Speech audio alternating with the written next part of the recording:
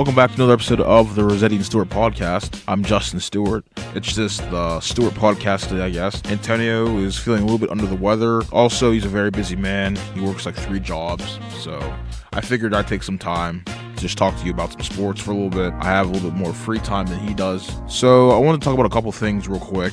So the Steelers training camp started this week. Guys arriving to Latrobe or Latrobe, however you say it. That's a whole another issue for a different podcast. But I think it's interesting. The Steelers, if you look at Vegas' odds, I'm going off the cusp here. I have no notes in front of me, so I'm just going to be winging this podcast. The Steelers, I believe their over-under for wins is 8.5. I'm going to go over.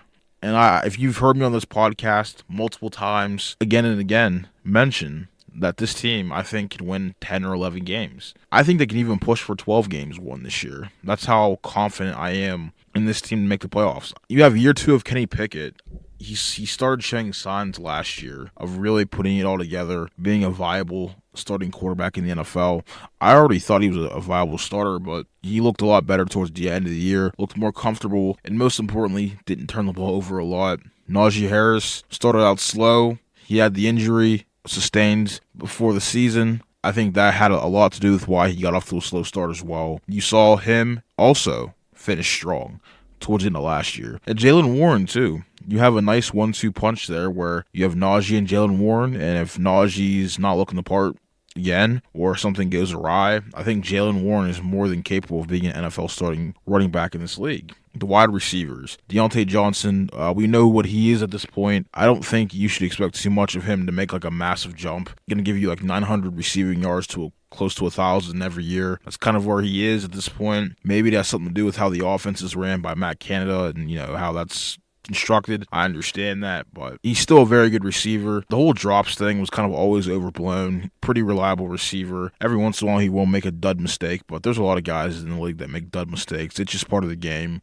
They're human. Really the big thing is for the wide receiving group, you get Calvin Austin back. You essentially add a wide receiver because he missed all of last year.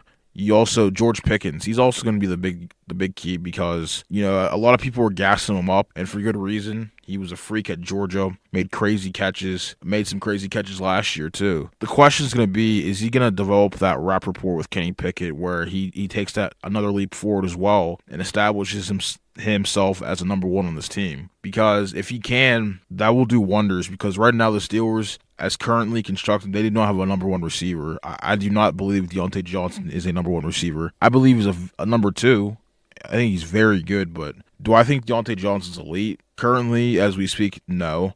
But that could change. That could change on a dime. Tight ends, actually. Darnell Washington, based off what I've read in the draft and just watching Georgia football, he wasn't even the starter on their roster last year. It was Brock Bowers, who's projected to be a top 10 pick next year in the draft. Darnell Washington, I think, had injuries, and he was projected to be a first-round caliber talent at the beginning of last college football season. And, things happen. Guys fall out of the draft or fall out of the first round, Will Levis is another example. And then there's guys that they're projected 4th, 5th round picks, like Kenny Pickett was prior to 2021.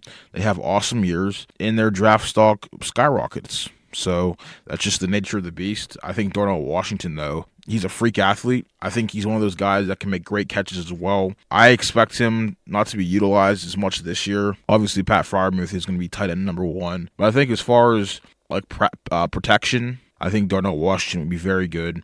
He's a beast on that front. And then red zone. That's where the Steelers struggled a lot last year in the red zone, trying to, get touchdowns. And I think once again, he's another guy that's a threat. And like you're seeing with the Steelers, the theme here is you have a lot of really good players, the guys I'm talking about. Their offensive line last year, too. We all know how 2021 went. It wasn't very good. I thought 2022, they took a step forward, and now, obviously, they spent some money on some offensive linemen, drafted Broderick Jones, a left tackle. They're not kidding around, man. And I think their offensive line is going to be the best it's been since the days of Marquise Pouncey and David DeCastro. I'm not going to go out on a limb and say it's going to be elite, but I do think that it should be better. And as a result, the running game should be a lot better. That's another area of where the Steelers have lacked severely. Really going back to when Le'Veon Bell was last year. Their running game has been one of the worst in the NFL over this past 4 to 5 year stretch. So if you can get the running game going, that opens up your offense. You can pass the ball as well. I think that's the big thing too. Take the training wheels off Kenny Pickett. I don't want to see game manager Kenny Pickett, played safe Pickett, because while I did outline that he didn't turn the ball over last year, I thought there were instances where he was playing it safe, and that's not a shot at him. But it was just they didn't want to, expose him as a rookie. I get that. Don't want to overwhelm him. I understand that. He looked good though. I mean, I'm not going to say he had a great year. He didn't, but he looked more than capable of being an NFL quarterback, starting caliber quarterback. And I do believe that he is. Now, the big question with Pickett though is getting back to him. How much of a leap should we expect in year 2? Because after all, Matt Canada is still the offensive coordinator. Their attitude, their style of play, really historically, even with Big Ben at certain points in time, has been play great defense and run the ball and play smash mouth football with your offensive line, that kind of style. So it's going to be interesting. I think they should be more of a balanced offense. You can still have that approach in 2023, but with NFL offenses now, when you think about the good ones, the Philadelphia Eagles, Kansas City Chiefs, Buffalo Bills, obviously it helps to have elite quarterbacks running those offenses, but do a lot of throwing the ball downfield, making big plays, making splash plays. And, you just saw another guy, Mr. Splash Play, Justin Herbert, has a rocket of an arm, just signed a $262 million contract extension with the Chargers. So it's just one of those situations where NFL offenses, it's a pass-first league. I mean, there's still value in running the football, don't get me wrong, but you're seeing it too with this running back situation with Dalvin Cook and Saquon Barkley, the contracts and getting cut and not feeling like you're getting what you're paid, and it's just a sticky situation. Running backs, say what you want about, they still get paid a lot of money compared to the average American. I'm well aware of that, but when you run them to the ground, the Steelers did that with Le'Veon Bell. Now I will say they did give him a contract offer. I would be remiss if I didn't mention that, but the point still stands. They have a very short shelf life compared to different positions, whether it's wide receiver, quarterback, or center. When they want that money, by the time they're free agents, that's going to be their, depending on how good they are, that's their big payday. Le'Veon Bell, his big payday was with the Jets. Now, we can argue the logistics of what the Steelers offered and what the Jets ultimately signed him for. That's another discussion for a different day, but you have that one contract. And, most guys come into the league 22, 23 years old. Think about that. After 4 years, you have a bunch of mileage. Jonathan Taylor is another guy. His contract will be coming up. Najee Harris in 2 years. His contract will be coming up. These guys carry a lot of mileage, and part of that's on the team for overutilizing them. I've always said running backs nowadays, where we're headed, a lot of teams, not a lot of teams, but there's some teams that just have a running back by committee. You have 3 or 4 guys that you rotate and you give reps to as far as running the football. And I think the days of having an every down back, I think they're fading. And I think that's, honestly, I wouldn't even invest in an everyday back if I've already used them for 4 or 5 years. Like, quite honestly, how many more good years do you think Derrick Henry has left? He's been arguably the best running back for the past, 3 or 4 years now in the NFL. I know he kind of had a quote-unquote down year last year, even though he still had 1,500 yards rushing, which is still crazy. But the question begs, he'll be 30 this year. If not, he's already 30. So when should you expect that drop-off? It's an interesting discussion. I've always, as far as players getting paid, I've always been for it. The NFL is a serious grind. Guys are always hurt. It's just football is one of those sports where you're not meant to run into offensive linemen and defensive linemen, guys that are over 300 pounds, ripped, muscular. You're not meant to clash your body into them every single play. And that's part of the reason why I think running backs don't really last as long, is they're the ones taking the most punishment. Wide receivers, outside of the cornerback or the occasional defensive back, they're pretty protected. They're not gonna be exposed to a lot of big hits. Now, they're still susceptible to big hits, don't get me wrong, but if you're a running back, you're going right down through the middle of the offensive line, giving you, you're hitting guys, you're probably running your own offensive lineman, and then you have the defense, guys that are freak athletes nowadays. It's a tall task. Running backs, they want to get paid what they're worth. And I'm all for it, though. But at the same time, we've seen that you can find good running backs in the draft. And unless you're Barry Sanders, or I guess in this year's case, you're Bijan Robinson, because he was highly touted coming out of Texas, you're not really going to get drafted in the first round. Or unless you're the Steelers and you desperately needed a running back, you take Najee Harris, though. But all that was to say that the Steelers, I don't know, I just went off base there. But I want to go back to the Steelers, though. So the Steelers, I think their offensive line, that's where I got into it. Their offensive line, I think, should be good this year. I'm not going to go out on a limb and say it's going to be elite.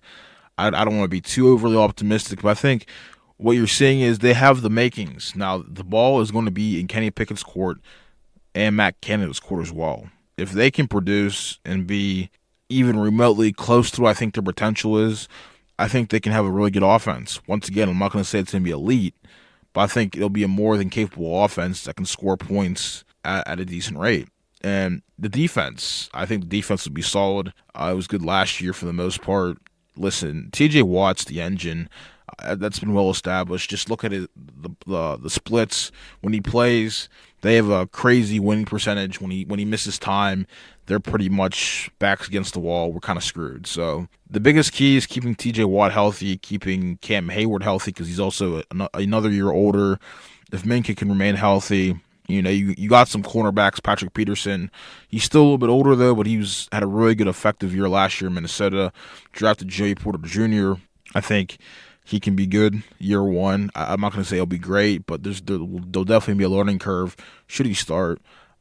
Defensive line, DeMarvin Leal, Keanu Benton. You drafted him as well. Nick Herbig as a linebacker. Their defense, I think, could be really good this year.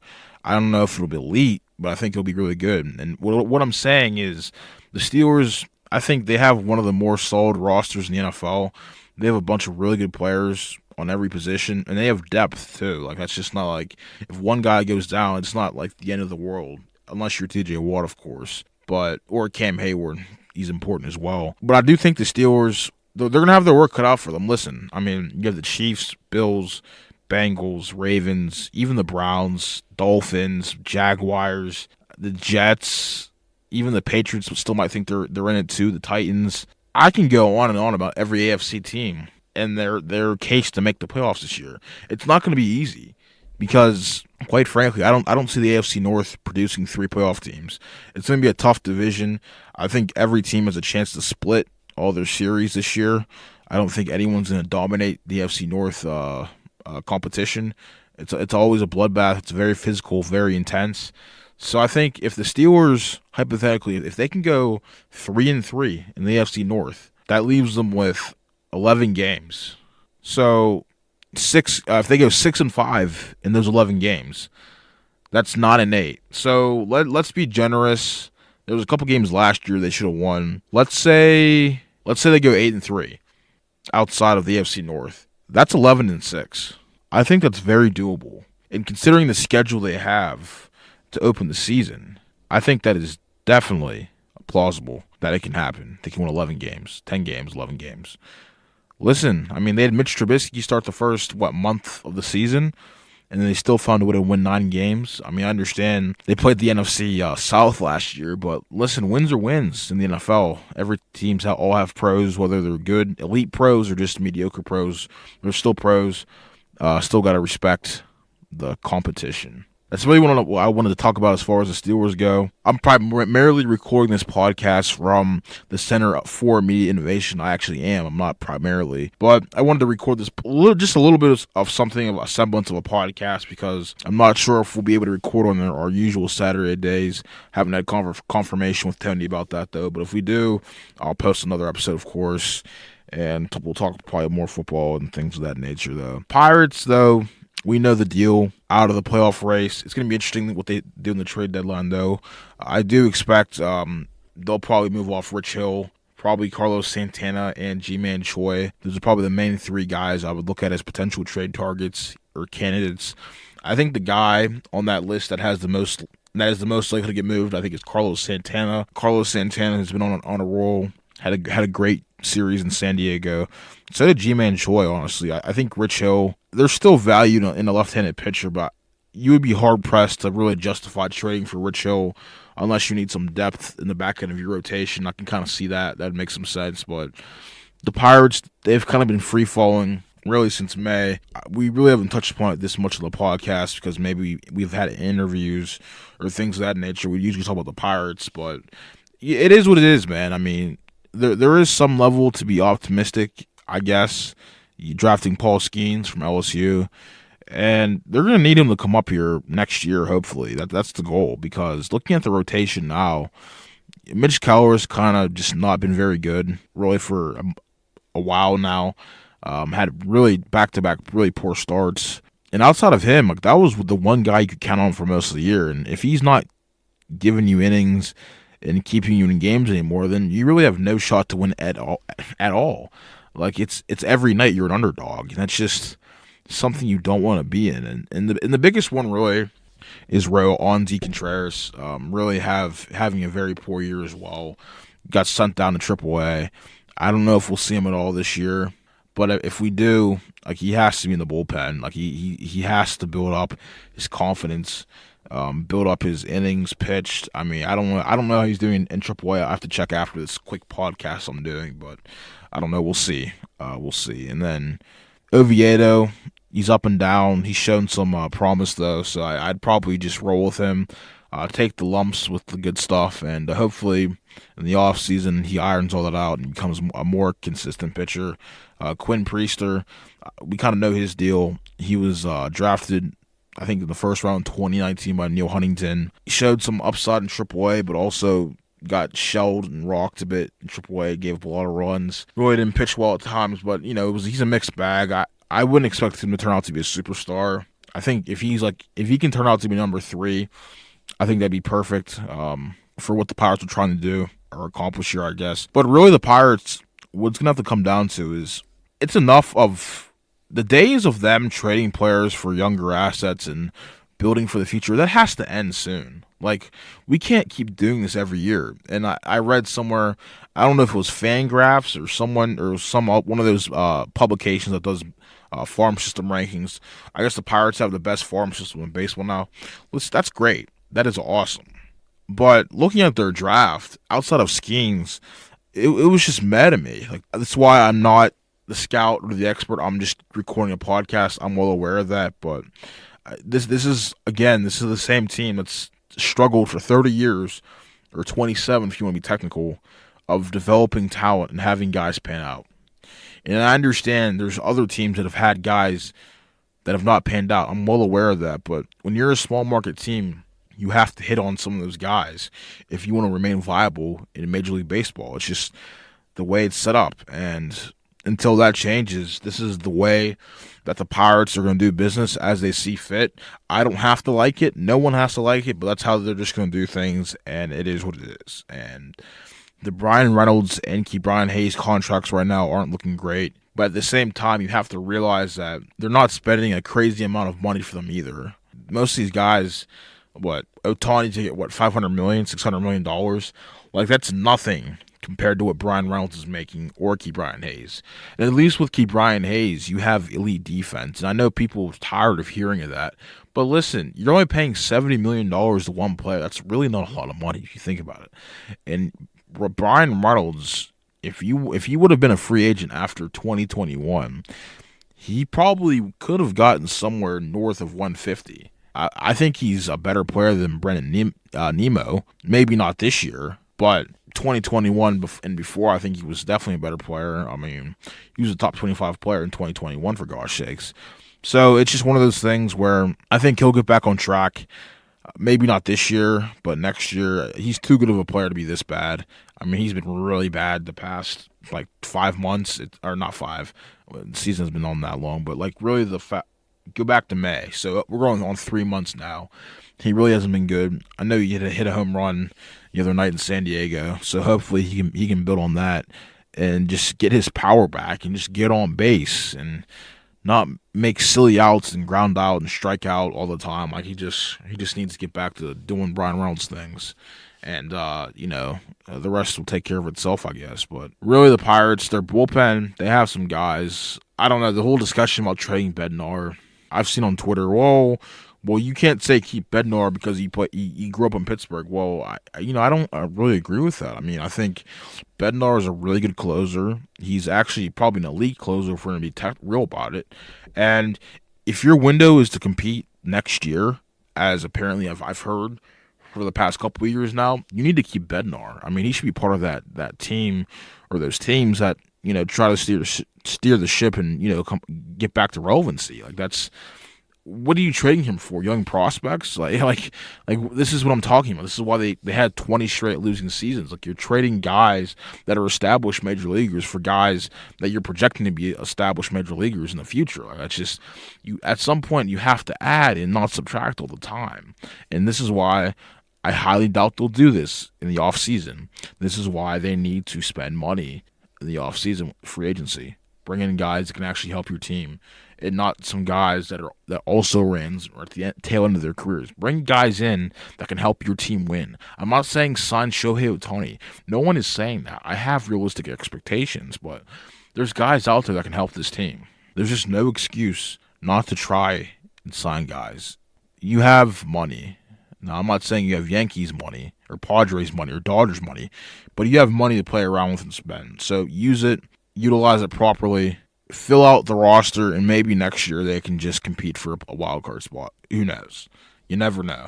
But also part of that too is going to be paramount on developing players as well. You have to have your guys pan out and play better next year because we're in year 4 of a rebuild. And I don't know about you guys, but Pirates fans, I see on Twitter all the time this rebuild stuff is kind of getting old here. We've been rebuilding since 1993, so. Just wanted to throw those those were really the two things I wanted to talk about. Just kind of make it more like a Pittsburgh-based podcast. As far as what's coming up on the podcast, though, we're actively working on getting Charles Davis on the show. Charles Davis is an analyst for the NFL and CBS, and he's a contributor for NFL Network as well. We had his partner on Ian Eagle about a month or so ago. You can listen to that podcast whenever you get a chance. And that was really fun. Ian's probably one of the best broadcasters in the business. No, he's not. He is one of the best broadcasters in the business. So that was fun to do. I'm working my butt off trying to book interview requests. It's not always easy. Having to go through publicists and media PR people. It's kind of difficult, and a lot of times I get rejected. But that's just part of the nature of the business with that are high profile and that work busy schedules. All these people that we've had on our podcast, they have their own lives. They're all very busy. So the fact that they take some time out of their day to interview with us, I really appreciate that. I don't ever take that for granted. And yeah, I'm just going to keep working, keep grinding. It's going to be an ongoing process. We're going to continue to build this up. It's not a finished product. There's still some things I want to improve on as far as podcasting goes. Starting social media channels, that would definitely help. It's probably a start for us, honestly. Me and Tony have been talking about doing that, so yeah, I'm looking forward to it. Hopefully we can get more people on with interviews, just talking about sports and their journey, their passion, and things of that nature. So I didn't want to be too long today. Just want to keep it brief and short. Just wanted to have something to upload just in case we don't do a podcast this week with Tony. But like I said, you can find our show on Spotify, Apple Podcasts, Google Podcasts, wherever you get your podcasts. Just search the Rossetti and Stewart Podcast. I'm Justin Stewart, coming from the Center for Media Innovation here at Point Park University. This has been a brief episode of the Stewart Podcast, formerly known as the Rossetti and Stewart Podcast. Actually still is, but Tony is not here today. Have a great rest of your day, everyone, and keep talking sports always. Bye.